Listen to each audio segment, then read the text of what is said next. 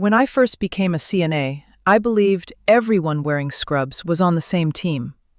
I thought nurses and CNAs worked hand in hand with one goal: to give our residents the best care possible. Then I stepped onto the floor, and reality hit me. As a CNA, I met nurses who were incredibly kind and humble.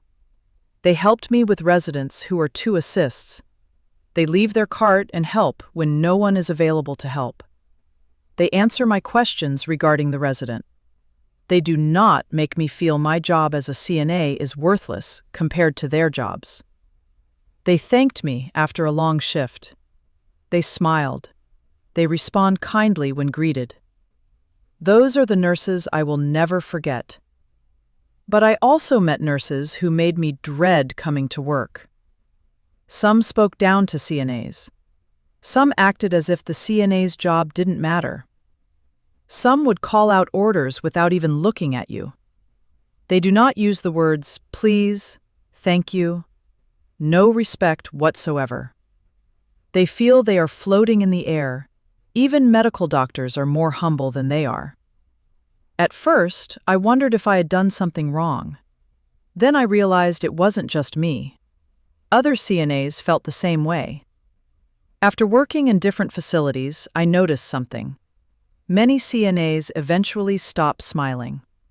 They stop volunteering to help these nurses when these nurses need help with the residents, to dress wounds. Some begin matching the same negative energy they receive. Respect disappears on both sides.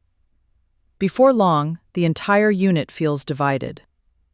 The nurses think the CNAs have bad attitudes. The CNAs think the nurses have attitudes with unnecessary arrogance. And shockingly, the residents are being treated nicely by the nurses and CNAs. As I became a nursing student, something changed. I began seeing both sides. I started understanding the pressure nurses carry.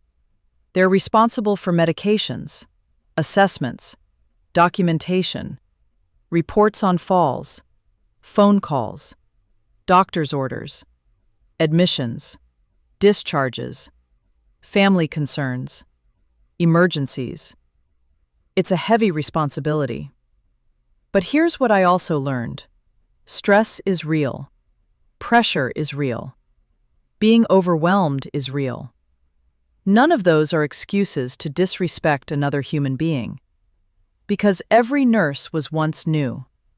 Many were once CNAs themselves. And every great nurse still depends on CNAs every single shift.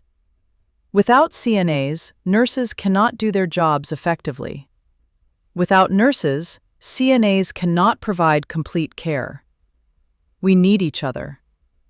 I've also learned that CNAs aren't always innocent.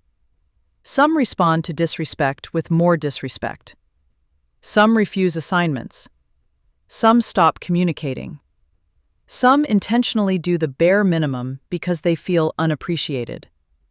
I understand where that frustration comes from. But matching negativity with negativity never fixes the problem. It only makes the workplace more toxic. The truth is, healthcare isn't a competition. It's a partnership.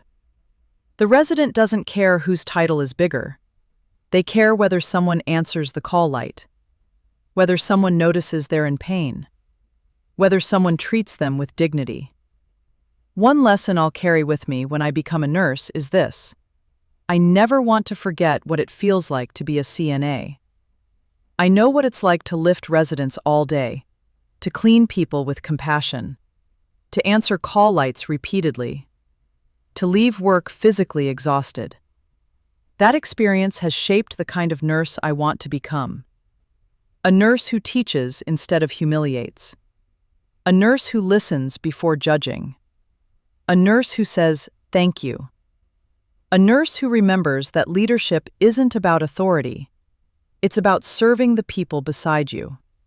Because at the end of every shift, the best healthcare teams are not the ones with the smartest nurse or the strongest CNA. They're the teams that respect each other. And when respect becomes the culture, everyone wins, especially the patient. Please, everyone, respect yourselves. Nurses, please, you are not medical doctors. Try to be humble and exude warmth and peace like a medical doctor. Remember, it's never too late to start over. I'll see you in the next video.